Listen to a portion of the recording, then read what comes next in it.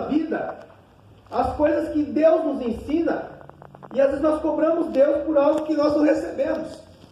Então, entenda uma coisa, a Bíblia vai dizer assim, que feliz é aquele que anda no caminho, mas aquele que medita na lei de dia e de noite. Aleluia. Se você medita na palavra de Deus de dia e de noite, você está seguindo uma nova instrução, porque você está pegando a palavra, você está lendo e você está sabendo o que você pode fazer, o que você não pode fazer, o caminho que você vai seguir e o caminho que você não vai seguir. Ter o prazer na lei do Senhor e meditar de dia e de noite é você fazer isso não por obrigação, não porque eu sou crente, eu vou fazer isso por obrigação, eu vou na igreja por obrigação, eu vou ler a Bíblia por obrigação. Meditar e ter o prazer na lei do Senhor é você ter o prazer em fazer aquilo que a Bíblia manda. Ter o prazer em chegar num culto de ensino e aprender a palavra. Ter o prazer em chegar à casa de Deus e orar no momento certo, no momento de oração, e não ficar conversando quando as pessoas estão conversando. Porque é isso que diz quando você fala assim, não se assentar à roda de escarnecedores, porque eles não se assustam com o que eu vou falar, mas tem escarnecedor dentro da igreja. Quando eu falo assim, vamos levantar para fazer uma adoração a Deus, no culto de domingo, muitas pessoas ficam sentadas e não prestam um culto de adoração. Imagina Deus falando assim, eu vou ficar sentado no meu trono, eu não vou vigiar ele agora não, porque eu estou cansado. Mas aquele que vigia a nós não dorme e está sempre com os olhos atentos aos fiéis. Está sempre com os olhos atentos em nós. E nós não tiramos 10 minutos em pé porque acha que aquilo é cansativo para Deus. É cansativo para nós. Imagina o que Deus pensa. Vigiando você 24 horas por dia e você não tirando 10 minutos de adoração real a Deus.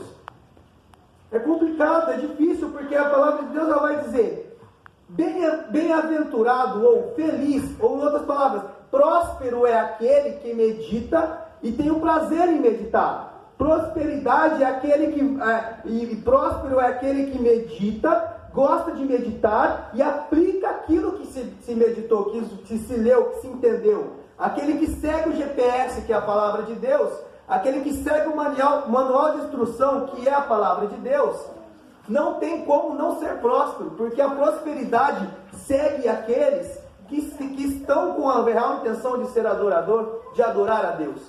O princípio básico para a prosperidade está no Salmo 1. Nós vamos meditar isso. Porque entenda uma coisa. Deus, Ele tem prazer em dar. Deus, Ele tem prazer. Ele criou todas as coisas para oferecer ao homem. Deus, Ele tem o prazer em dar o melhor para nós. Abra sua Bíblia em Provérbios, fiquem com ela sempre do seu lado. Hoje nós vamos trazer um estudo. Provérbios, capítulo de número 8, versículos 18 ao 21. Quem encontrar pode ler. Nós vamos ver aqui qual é o propósito de Deus com a prosperidade. Qual é o propósito de Deus para o homem? Em Provérbios 8, 18 e 21. Me achou? Riqueza e honra estão comigo, assim como os bens duráveis e justiça. Melhor é o meu fruto do que o fino e ouro, do que o ouro refinado. E as minhas novidades são melhores do que prata escolhida. Faça andar pelo caminho da justiça, no meio das veredas do juízo, para que faça herdar os bens permanentes aos que me amam e eu acho seus tesouros. Ao que segue a minha justiça, como que é? Ao que segue a minha justiça. Lê esse versículo inteiro, por favor. Faça andar pelo caminho da justiça, no meio das veredas da justiça. Amém. Deus, Ele é o Redentor de todas as riquezas e de toda a prosperidade. E Ele quer fazer isso como nós lemos agora. E Ele sendo o detentor de toda a riqueza e toda a prosperidade, Ele quer nos dar um algo. Mas Ele não pode dar algo para nós se nós não buscarmos aquilo que Deus quer nos dar. Então a aplicação da palavra de Deus é o que vai nos colocar naquilo que nós vamos receber. Entenda, Deus faz por meritocracia, não por barganha. Você fez, e por você fazer, você mereceu, por você merecer, você terá uma recompensa.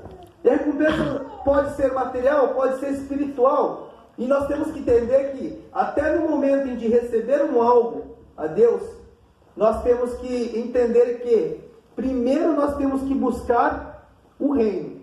E as outras coisas, Deus vai nos capacitar, vai nos acrescentar. Então aqui em Provérbios vai dizer que Deus está sempre disposto a nos abençoar.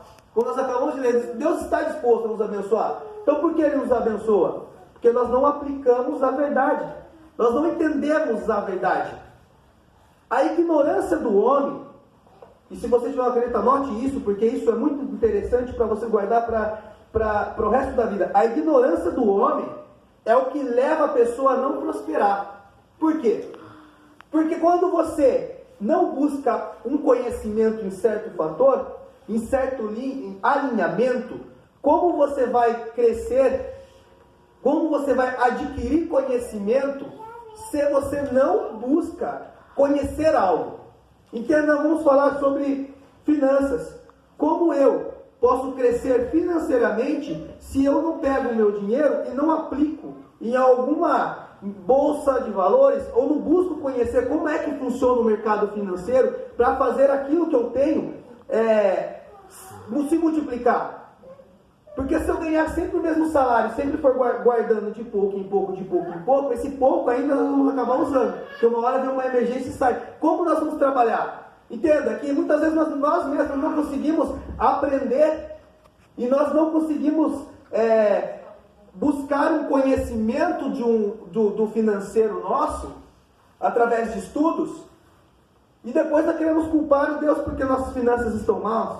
Nós vamos orar a Deus e pedir a Deus que Deus nos dê uma luz, que dê um caminho. Mas espera aí, você tem buscado um caminho para que você aqui na terra venha ter conhecimento para prosperar financeiramente? Porque depois não venha culpar Deus de algo que você não buscou. A mesma coisa como você vai pedir para Deus te encher do Espírito Santo, te encher do Espírito, te encher do poder, te encher da graça, te revestir, fazer transbordar, te batizar com o Espírito Santo, se você não vem dobrar o seu joelho para glorificar a Deus? Se você não vem aqui buscar entender qual é o conhecimento que Deus quer transmitir para você? Porque Deus, quando você quer algo, você vai buscar aprender aquilo. Quando você gosta de algo, você vai buscar aprender sobre isso. Quem gosta de um determinado esporte vai buscar conhecer sobre o esporte. E faz isso porque gosta. Nós devemos gostar da palavra de Deus, assim como nós gostamos de coisas materiais que nos é atrativo. Porque agora nós temos o dever, e nós somos os escolhidos, e quando nós aceitamos a Jesus, nós somos designados a propagar o Evangelho, e nós temos que ter prazer nisso. Você tem tido prazer em meditar na palavra de Deus? Porque quanto mais você se dá a Deus, mais Deus se dá a você. Mais Deus vai colocar as mãos sobre a tua vida e fazer o quê? O juízo. O problema é que a interpretação da Bíblia, ela causa muito temor a algumas pessoas. Mas entenda que vai falar aqui no versículo 6, que o caminho dos perversos leva à destruição. Em outras palavras, vai dizer que a justiça de Deus, ela pega toda a humanidade, não somente o ímpio. A justiça de Deus, ela se aplica a nós. Deus, ele é justiça. Em contrapartida, a justiça de Deus é algo benéfico para as nossas vidas quando nós estamos debaixo da palavra. Porque se nós somos justos, como é citado no Salmo 1, e tudo isso que ele está falando aqui é verdade, a gente está como o versículo 3, que vai dizer que nós estamos na margem do rio, e no tempo certo nós daremos frutos. O que é dar fruto no tempo certo? É saber assim que a provisão ainda não veio, mas o tempo é de Deus, o Deus que vai providenciar. E você espera, e você ora, e você entende que aquilo que Deus coloca para você, não é você que vai querer forçar a antecipação da sua bênção. Mas mesmo enquanto não está chegando, você sabe que o tempo de Deus ainda está vindo. Você sabe que, eu estou pedindo, não chegou ainda. Mas calma, eu vou dar fruto na estação própria. A tua promessa, o teu plano, o teu projeto, ele vai dar fruto no momento certo. Porque você vai dar fruto na estação própria. Mas você tem que meditar na lei do Senhor. Você tem que ser como o Salmo 1 diz. Que nós não devemos sentar à roda dos escarnecedores. Nós não devemos conhecer Deus como Deus nos conhece. Ou, aliás, Deus nos conhece mais do que nós mesmos. Então nós temos que buscar nos conhecer como Deus nos conhece. E o Salmo 112, verso 3, vai falar um pouco sobre o que eu estou dizendo. O versículo vai dizer assim: bem-aventurado o homem que teme o Senhor, porque na sua casa há prosperidade e riqueza. Vamos abrir aqui Salmos, Salmos de número 112. Salmo não é por capítulos.